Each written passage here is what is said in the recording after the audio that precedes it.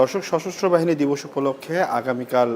আমন্ত্রণ পেয়েছে সাবেক প্রধানমন্ত্রী বেগম খালেদা জিয়া, এবং এই সশস্ত্র বাহিনী দিবস উপলক্ষে যে আবেদন, যেই ইনভাইটেশন তাকে পাঠানো হয়েছে কিংবা যে আমন্ত্রণ তাকে পাঠানো হয়েছে, সেটি শুধু তিনি নয়, টোটাল ২৬ জনকে পাঠানো হয়েছে। অর্থাৎ বিএনপির যে তারেক রহমান আছেন, তারেক রহমান, খালেদা জিয়া, মির্জা ফখরুল ইসলাম আলমগীর সহ যে অন্যান্য নেতারা রয়েছেন, স্থায়ী কমিটির সদস্য যারা রয়েছেন, তাদের সকলকেই কিন্তু সশস্ত্র বাহিনী দিবস উপলক্ষে সেনাবাহিনীর পক্ষ থেকে এই আমন্ত্রণ পাঠানো হয়েছে। এবং আপনাদেরকে যদি বলি যে এই পূর্বে যখন এই আবেদনগুলো পাঠানো হতো, তখন কিন্তু আসলে এত লম্বা যে তালিকা কিংবা ২৬ জনের যে একটা গেস্ট লিস্ট, সেটি কিন্তু ছিল না। তবে এবারই আমরা দেখলাম যে এই জুলাই আগস্ট বিপ্লবের পরে ইউনূস সরকার, অথবা আমরা যেটাকে বলছি আসলে অন্তর্বর্তীকালীন সরকার, সেই সরকার আসার পরে প্রথম যে সশস্ত্র বাহিনী দিবস হচ্ছে, সেখানে কিন্তু প্রায় বিএনপির এত বড় আমন্ত্রণের একটা তালিকা আমরা দেখতে পেলাম। আপনাদের উদ্দেশ্যে একটু বলি, সেটি হচ্ছে যে গত ২০১৮ সালে ফেব্রুয়ারি ৫ তারিখে কিন্তু প্রথম সিলেটে খালেদা জিয়া সর্বশেষ যেই বক্তব্য কিংবা জনসম্মুখে এসেছিলেন, এরপর থেকে কিন্তু আমরা এই ২০১৮ সালের পর থেকে ২০২৪ সাল প্রায় শেষের দিকে, ২০২৫ শুরু হবে আর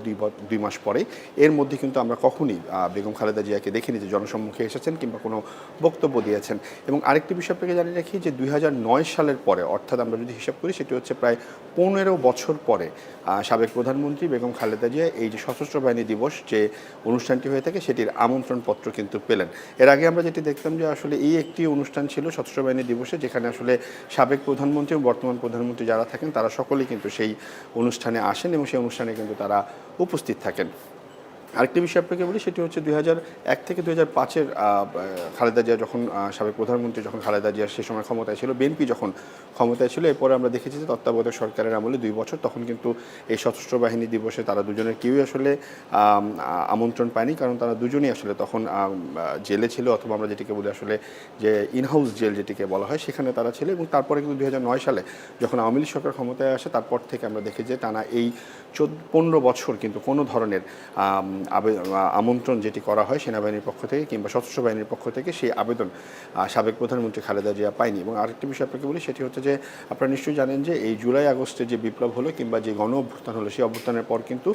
৮ তারিখ, অর্থাৎ ৮ আগস্ট হচ্ছে ডক্টর মোহাম্মদ ইউনূস, তিনি অন্তর্বর্তী সরকারের প্রধান হিসাবে, প্রধান উপদেষ্টা হিসেবে ক্ষমতা গ্রহণ করেন। এবং একই সাথে ৫ আগস্ট আমরা দেখেছি যে সাবেক প্রধানমন্ত্রী শেখ হাসিনা, তিনি কিন্তু দেশ ত্যাগ করেন, দেশ থেকে পলায়ন করেন, এবং ভারতে কিন্তু সে এখন অবস্থান করছেন। অর্থাৎ কিছুটা যে রাজনৈতিক যে সমীকরণ, সেটি পরিবর্তন হওয়ার পরেই কিন্তু আমরা দেখলাম যে নতুন যে অন্তর্বর্তীকালীন সরকার ক্ষমতা নিলেন কিংবা ক্ষমতা তাদেরকে দেওয়া হলো, তারপরে কিন্তু আমরা দেখলাম যে আস্তে আস্তে বেগম খালেদা জিয়ার যে মামলাগুলো রয়েছে, সেগুলো কিছুটা মামলাগুলো থেকেও তাকে মুক্তি করা হয়েছে। একই সাথে কিন্তু তার যে তাকে বিদেশে পাঠানোর জন্য যে একটি অবস্থান ছিল আওয়ামী লীগ সরকারের আমলে, যে তিনি বিদেশে যেতে পারবে না, তার পাসপোর্টও জব্দ ছিল, বিভিন্ন মামলায় কিন্তু জর্জরিত ছিল, সেটি থেকেও কিন্তু তাকে মুক্ত করা হয়েছে। এবং একই সাথে আমরা দেখেছি যে খালেদা জিয়াকে কিন্তু বিদেশে পাঠানোর জন্য একটি কার্যক্রম চলছিল, এবং তিনি বিদেশে যাওয়ার জন্য তার পাসপোর্ট তাকে ফেরত দেওয়া হয়েছে, এবং একই সাথে তিনি বিদেশে যেতে পারবেন বলেও কিন্তু হাইকোর্ট থেকে কিংবা উচ্চ আদালত থেকে কিন্তু সেই রায়টি আমরা দেখেছি। অর্থাৎ এই সব কিছুর মাঝে আমরা দেখলাম যে সশস্ত্র বাহিনী দিবস হচ্ছে আগামীকাল, অর্থাৎ আগামীকালের যেই সশস্ত্র বাহিনী দিবস হতে যাচ্ছে, সেখানে যে আমন্ত্রণের তালিকা পাঠানো হয়েছে, সেখানে খালেদা জিয়া সহ বিএনপির প্রায় ২৬ জন নেতাকর্মীকে আমন্ত্রণপত্র পাঠানো হয়েছে। এর মধ্যে সবচেয়ে উল্লেখযোগ্য বিষয় হচ্ছে বিএনপি চেয়ারপারসনের মহাসচিব যিনি আছেন, মির্জা ফখরুল ইসলাম আলমগীর, একই সাথে ভারপ্রাপ্ত যে চেয়ারপারসন আছেন অর্থাৎ তারেক রহমান এবং খালেদা জিয়া, তাদের সবাইকে, এবং স্থায়ী কমিটি যারা সদস্য রয়েছে বিএনপির, তারা সকলে কিন্তু এই অনুষ্ঠানটিতে অংশগ্রহণ করতে যাচ্ছে। এবং আরেকটি বিষয় আপনাকে জানিয়ে রাখি যে সেনাবাহিনী চিফ অফ জেনারেল স্টাফ যিনি আছেন, তিনি কিন্তু এই আমন্ত্রণপত্র পাঠিয়েছেন, এবং সেই বিষয়টি কিন্তু আমাদেরকে আবার নিশ্চিত করেছেন যে বিএনপির পক্ষ থেকে জানানো হয়েছে যে এই আগামীকাল যে অনুষ্ঠানটি রয়েছে, সেই অনুষ্ঠানে তিনি অংশগ্রহণ করতে যাচ্ছেন, এবং সেটি কিন্তু যে আমন্ত্রণপত্র, সেটি কিন্তু সকল মিডিয়া হাউসগুলোতেও পাঠানো হয়েছে। আরেকটি বিষয় আপনাকে বলি, সেটি হচ্ছে যে যেই একান্ত সচিব যিনি আছেন, তার বিএনপির যিনি একান্ত সচিব রয়েছেন, তার কাছে কিন্তু এই ২৬ জনের যে তালিকা কিংবা ২৬ জন নেতাকর্মীর যে লিস্ট, সেটি কিন্তু আমন্ত্রণপত্র পাঠানো হয়েছে। সর্বশেষ ২০১৮ সালে আমরা দেখেছিলাম যে ফেব্রুয়ারি ৫ তারিখে সিলেটে যে জনসভা হয়েছিল, সেই জনসভায় খালেদা জিয়া সর্বশেষ জনসম্মুখে এসেছিলেন কিংবা জনসম্মুখে তিনি বক্তব্য দিয়েছিলেন। এরপরে আমরা দেখছি যে প্রায় 18 সালের থেকে শুরু যদি আমরা করি, সেটা হচ্ছে প্রায় 6 বছর, প্রায় 7 বছর হতে চলছে, প্রায় পৌনে 7 বছর তিনি কিন্তু বিভিন্ন মামলায় জর্জরিত ছিলেন, বিদেশ যেতে পারছিলেন না এবং দলীয় কোনো কর্মসূচি সেগুলোতেও তিনি আসলে শারীরিক অবস্থার তার অবনতির কারণে তিনি কিন্তু সেই সকল যে মহাসমাবেশগুলো আমরা দেখেছি বিএনপি করেছে গত সরকারের আমলে, কিংবা এই অন্তর্বর্তীকালীন সরকারের আমলেও যে সকল জনসভাগুলো বিএনপি করেছে সেগুলোতেও কিন্তু আমরা দেখেছি যে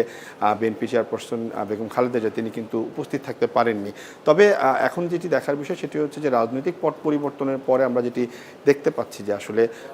রাজনৈতিক দলগুলো এবং একই সাথে অন্যান্য দলগুলোর সাথে যে অন্তর্বর্তীকালীন সরকারের যে আমরা দেখছি দফায় দফায় আলোচনা চলছে, বৈঠক চলছে এবং তারা কিন্তু বিভিন্ন রাজনৈতিক রূপরেখা কিন্তু দিচ্ছে এই অন্তর্বর্তীকালীন সরকারকে, এবং অন্তর্বর্তীকালীন সরকারও কিন্তু বিভিন্ন কমিশন গঠন করেছে। সেই কমিশনগুলোর কাজ যদি আমরা বলি সেটি হচ্ছে যে যেই ভঙ্গুর অবস্থায় আসলে বাংলাদেশের রাজনীতিক বা বাংলাদেশের অর্থনৈতিক অবস্থা ছিল সেই জায়গাটা থেকে কিন্তু বাংলাদেশ বের হওয়ার জন্য সেই কমিশনগুলো গঠন করা হয়েছিল, এবং এই কমিশনগুলো কিন্তু বিএনপিও গতকাল কিন্তু একটি জনসভায় বলেছে যে 31 দফা দাবি বিএনপির পক্ষ থেকে দেওয়া হয়েছিল 2015 সালে, সেটি কিন্তু আসলে এখনকার সরকারের অনেক যে কমিশনগুলো গঠন হচ্ছে সেগুলোর সাথে আমরা দেখছি যে কিছুটা মিল রয়েছে। এই সব কিছুর বিবেচনার পরেই কিন্তু দেখা গেল যে আসলে রাজনৈতিক যে পট পরিবর্তন এবং একই সাথে অন্তর্বর্তীকালীন সরকারের সাথে বিএনপি কিংবা অন্যান্য রাজনৈতিক দলের যে সম্পর্ক সেটি কিন্তু কিছুটা যে ভালোর দিকে যাচ্ছে, সেটি কিন্তু বলাই যায় এই যেই আমন্ত্রণপত্র যেটি পাঠানো হলো সশস্ত্র বাহিনী দিবস উপলক্ষে সেটির মাধ্যমে কিন্তু কিছুটা সাধারণ জনগণের কাছেও কিন্তু ফুটে উঠেছে যে সেই সম্পর্কটা কিছুটা হলো ভালো হতে শুরু করেছে। তার কারণ হচ্ছে 2009 সালেই সর্বশেষ এই আমন্ত্রণটি সাবেক প্রধানমন্ত্রী হিসাবে